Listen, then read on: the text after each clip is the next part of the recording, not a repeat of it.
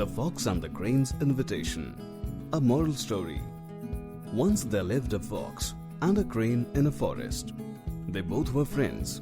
The fox was very cunning, though the crane was her friend. But the fox always tried to show herself bigger and wiser in front of the crane. One day, the fox invited the crane for dinner at her place. The crane accepted the fox's invitation and reached the fox's place. When the crane reached the fox's house, the fox was cooking. The smell of the soup was so delicious that it made the crane's mouth water.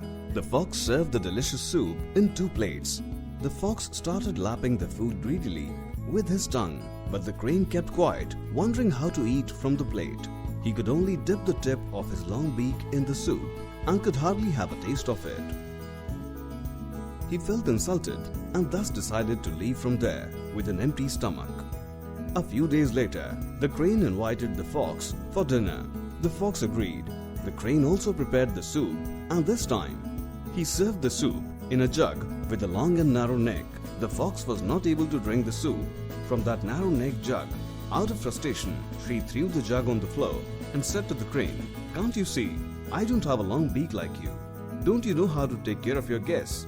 The crane, who was enjoying his meal, told the fox, "My friend, I know you don't have a long beak like me. I did what you did to me.